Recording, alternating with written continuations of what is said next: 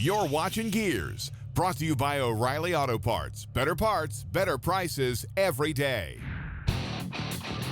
All across America, in thousands of garages, carports, and backyards, there sits a project that has become hindered, stalled, or halted by the lack of time, money, or expertise by the owner. Sometimes the project is so lopsided that the owner just needs to sell it and start over.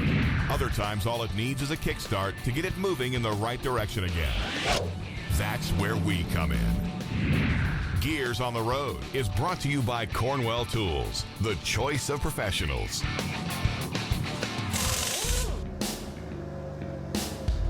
Adam Randolph is no stranger to hard work. He learned early on the value of doing something well because his dad, Steve, builds houses for a living, and it proved to be the perfect training ground for young Adam. So me and my wife built our first house, one we still live in, from scratch. And after that, decided that's what I wanted to try to do. Yeah. And been building ever since. So it was really no surprise when Adam began working for his dad, running the Bobcat and other equipment that's needed on a construction site. So what I do is I take my truck and the trailer and move the machines from job site to job site and make sure that, you know, they're serviced and full of diesel fuel and all that kind of stuff. And then when I'm at the job site, I do yards, grading them and filling them in and sewing them. I'll help with digging the foundations. And as his skill grew, so did his gearhead side. So can you do some of those cool tricks with the skid steer? I try to. I can pop wheelies. I haven't got it where I can put it on a trailer backwards, you know. Oh yeah, I'm surprised. But I'm trying that. I've tried it.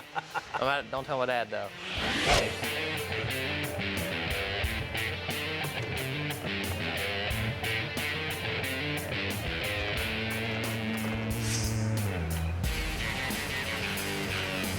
I say if it ain't broke, you can take it apart, see how it works, and make it better. If it ain't broke, it can be faster. It can be faster. Yeah. Yes, sir. Much faster.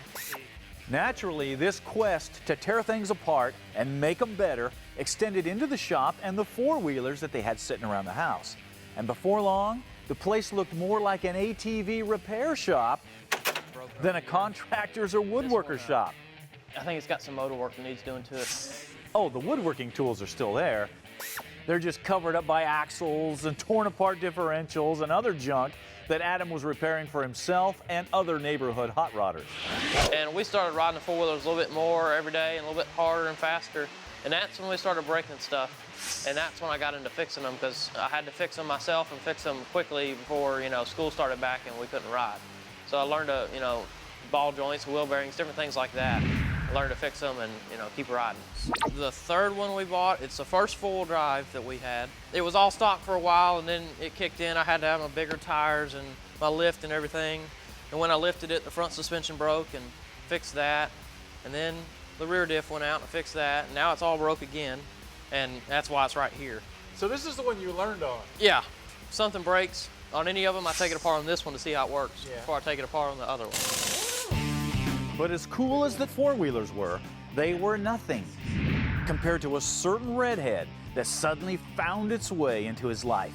She was a 2000 Chevy Silverado 4x4 with a body that would stop traffic. And from the day he got her, all of his free time and money went to feeding and customizing the red beast. Different world than when I had trucks. When I had trucks, the front end was low and the back end was high. Now the front end's high and the back end's low. Hard to get used to. It's not going to make the back of that truck sag down, is it? Well, right now it's got no blocks. Those are 2-inch blocks, so it'll lift it up when I do that. It's still going to sag though, isn't it? Yeah, a little bit. But you like that? I just like having lower in the back because I don't like when it looks level. I like, because a lot of times when it looks level, it looks like it's right forward. Yeah. And I don't like that at all. Exhaust systems are still the same. The louder, the better. But just in case you think Adam is just some kid that's hacking his way through life and not contributing anything, think again. Because Adam is not only in the process of finishing his senior year of high school and working for his dad after school, but he also somehow found time to become an Eagle Scout, which is still one of the most prestigious honors that a young man can achieve. I was fortunate to be able to be involved with the troop through that process and to watch not only him, but these young boys come in and become young men and how they develop and grow and mature and develop its, he mentioned leadership skills. It is a great program. Unfortunately, with that kind of a busy schedule, it doesn't leave much room for working on vehicles, especially when you have to share your dad's tools.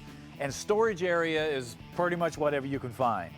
Fortunately, we can help out a little bit in that area. So we invited the guys to make a road trip to our shop, not only to check things out, but to help deal with Adam's tool storage issues.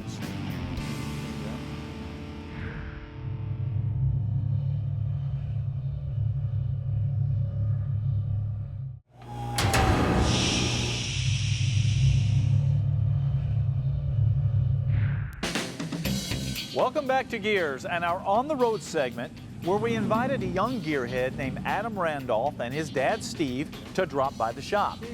Now they thought it was to check out the cool projects, but it was really to surprise Adam with a solution. This thing looks good, man. Thank you. To his tool storage problems. Been out in the mud a little bit, huh? A little bit, yes. We've got ratchets, an air gun, an air compressor, jack stands and jacks. You got combination wrenches, so you're good with that. Yes, sir. You're good with sockets. Yeah. You're good with ratchets. Yes, sir. And you have like deep well? Not really. 12 point, 6 point? No. You don't have all that? Nothing that advanced. It's just the standard stuff from a home improvement store, you know, just a ratchet set and a couple of sockets. Basically, I've got leftover cabinets from my dad's work that I put together with a countertop. Like woodworking cabinets? Yeah, like kitchen cabinets and different things. And I put them together with the drawers and stuff, and I can use them. And then I built a little overhead rack out of 2x4s. And that's basically the extent of it. You know? So that's your tool cabinet? Basically. You don't have anything on wheels? I've got some sort of, I think it's a rolling table for like a rolling dishwasher. And I think it goes Rolling with that. dishwasher? I have no idea where it we comes gotta from. get you a toolbox. I know. What kind of toolbox do you need? Anything would be nice, really. Yeah. Just, This is too big. How about something like that's this? massive. It'd be nice. It'd be really nice. Now we can take the wheels off and put a dishwasher in it if you want Yeah, and then make it work better. Parts washer. to. You got room for something like this? Certainly, yeah. Okay. I got good. a decent amount of room. Good. Well, it's yours. Really? Awesome. We just got to figure out how to get it to your house. I think I got you got a truck? Yeah, I got a truck. Of course, giving a toolbox to Adam is a great start, but after seeing his tools, we figured he could use some help there too. So we loaded up the box with some tools that we picked specifically for his needs. Oh, there's stuff in it. There's stuff in here. Awesome. Yeah. Vice grips, some pliers. My goodness.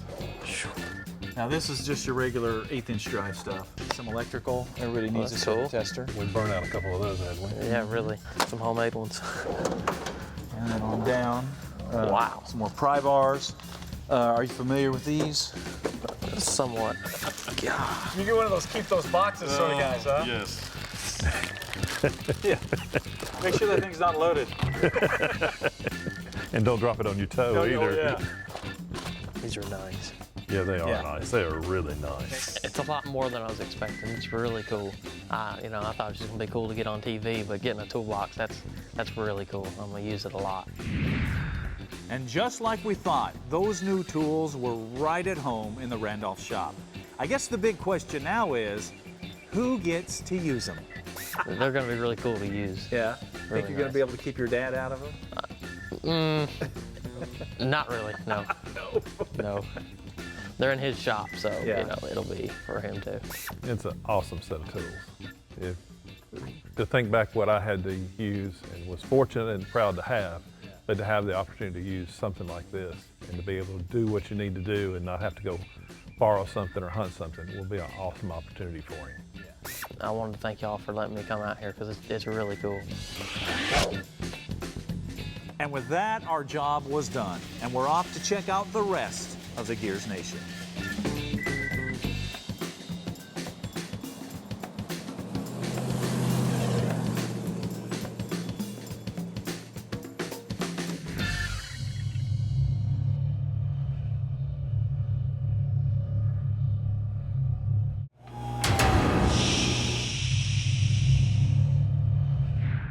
Tool Tech, brought to you by Cornwell Tools, the choice of professionals. Without a doubt, the most important thing in any shop or garage are the tools. Because without them, you can't build a car or truck, you can't work on it, you can't even tweak on it. But in a world that's got tools for everything, sometimes it's kind of hard to know which tools you need and which ones you just kind of like to have. But one thing you don't want to happen is to get into a project and not have the tools to finish it. So that's a question that we get a lot, is what tools do we recommend that a guy pick up beyond the typical sockets and ratchets and screwdrivers and that kind of thing that will help a gearhead tackle most automotive projects? That's a good question. Let's take a look at some tools. The first thing to look at is pliers. Now, assuming that you have the typical needle nose, regular pliers, and channel locks, you might be surprised to see how many other types of pliers there are. From various cutters, to small, delicate tools, to long-handled, precision-tipped pliers, to adjustable self-locking pliers in all kinds of sizes, to specialty pliers for dealing with hoses, hose clamps, snap rings, hog rings, electrical wiring, etc. Another toolbox staple are the locking pliers, or vice grips. Now, a lot of people think that a pair of these and a roll of duct tape will allow you to conquer the world. Now, that might be true, but other than just a standard vice grip, what else is there? Plenty. Take a look. Flanged clamps are great for holding two panels together when you're welding or fabricating. Deep-throated clamps are a must when you have to reach over an obstacle to clamp in the center of a panel. C-clamps have been around forever, and they're still one of the best all-around clamping tools to have. And finally, spring-loaded clips like Clecos are a lifesaver when you need to hold two panels together and a traditional style clamp just won't work. Now, everybody knows you need a hammer, but other than the traditional ball-peen hammer and claw hammer, what is there? Well, there's a lot, and they each have their own specific uses. Check it out. Soft-faced hammers in leather or rubber are important because they're gentle on a surface, and if used right, they won't leave any dents or marks. These are good for tapping on fragile trim or straightening metal panels, but not for driving nails. A copper, brass, or lead hammer is next, and they're great for hitting chisels or driving out steel pins or bolts because the soft metal won't slip off or damage the steel. Once again, though, it's not for driving nails. Now, if you want a lot of impact without damage, a plastic-faced dead blow hammer is just the thing. And if you want to do the most destruction possible, a sledgehammer is your best friend. And size does matter when it comes to a sledgehammer. And obviously, they're not for driving nails. Now, since we're on the subject of hammers, body tools naturally come to mind. And as you can see, they come in all kinds of shapes and sizes, from wood to plastic to steel. But unless you do a lot of body shaping, you probably don't need a full arsenal like this. However, you do need at least a basic set of body hammers and dollies so you can bend and shape metal when you need to. You may not be a professional body man, but you'll find a use for these basic tools around a shop a lot.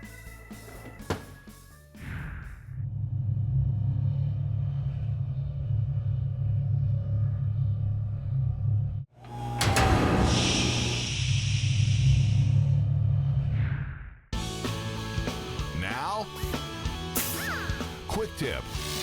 Brought to you by E3 Spark Plugs. Born to burn. You know, a few weeks ago, we built a custom console and some aluminum panels for the interior of Sergeant Rock. And since that time, we've gotten a lot of emails of guys wondering how we got such a uniform brush on this aluminum. So that's what we're going to show you. Now, the trick is to use a Scotch-Brite pad as opposed to sandpaper or steel wool. The secret is knowing what Scotch-Brite to use, because if you go too coarse, it's just going to leave a rough and ragged finish. If you go too fine, that's just going to polish the metal too much. So I found that the medium coarse brown Scotch-Brite gives the best look. Now, the technique is to scuff the entire panel in one direction, making sure to travel beyond the edges of the metal for nice radiused edges. Maintain a medium pressure and keep the pad dry, as adding water can tend to polish the metal too much. Also, adding too much pressure can put streaks in the metal and can make it look uneven. Now, this may take some time, but just keep scuffing until any marks, swirls, or scratches are gone, and what remains are uniform scuff marks flowing in the same direction.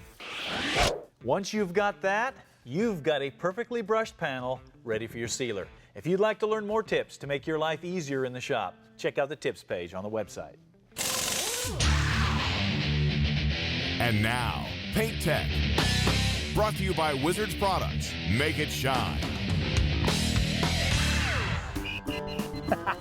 You know, when it comes to getting the best bang for your buck, buying something that's a few years old is always smarter than buying something that's brand new, because they're a lot cheaper and they usually have a ton of miles still left in them, like this Crossfire.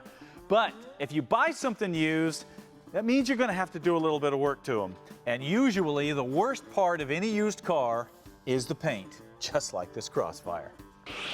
Now, at first glance, the car looks pretty good, but if you look closer, you can see all kinds of scratches and hazing in the clear coat. Very common for a car that's got over 100,000 miles, even one that's been taken care of like this one. Fortunately, that stuff is easy to get out, and that's what we're going to show you. Now, the damage to this paint is bad enough, you're not going to fix it just by doing a wax job, no matter what it says on the bottle. But you're not going to have to wet sand it and buff it either. However, you will have to buff it back out. So the secret is choosing the right buffs and the right compounds. Now, as far as buffs go, the wool pad is the most aggressive, then into your foam yellow pad, the white pad, and the black pad. Compounds the same way. Your cutting compounds are the most aggressive, up to your polishing compounds. Now, since that clear coat doesn't have a lot of heavy oxidation, just some small scratches, some hazing, and some water spots, we're going to start here in the middle with the yellow pad and the mid compound. We're going to buff a small section of the car, see how it looks. A good place to start is the roof and work your way down.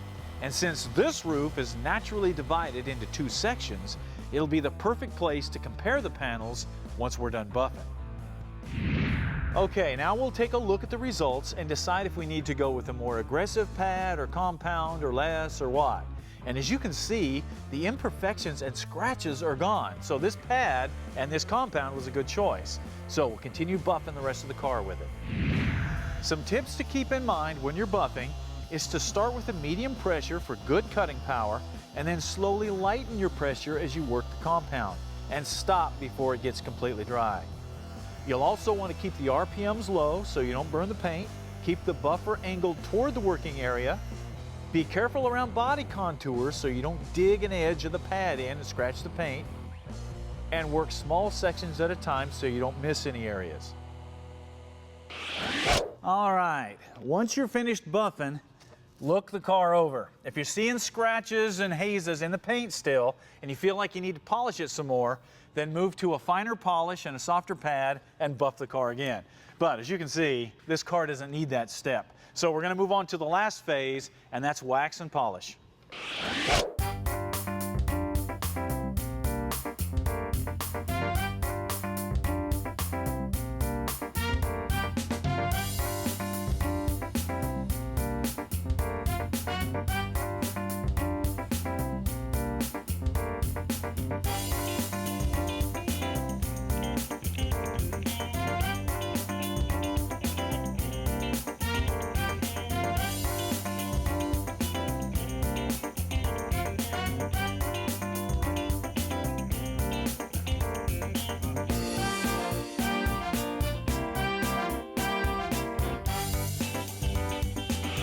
And in just a couple hours, you'll have a car with paint that looks better than it did when the car was new. And you'll be able to move on to other projects, like how to get rid of the funky smell that always ends up in a used car.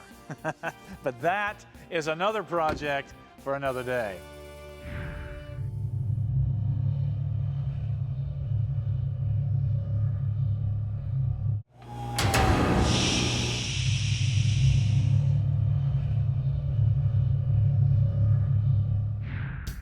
And now, what are you working on?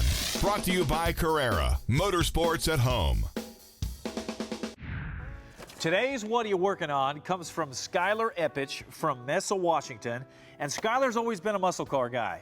But he got inspired to do a pickup after seeing our Copperhead project a few years ago. So he picked himself up a 68 Chevy C10 truck and he started building. The first thing he did was drop the truck 6.5 inches in front and 8 inches in the rear to get it down on the ground. Then he put on bigger brakes for stopping power and relocated the fuel tank and the battery to the rear and added heavy-duty sway bars for handling.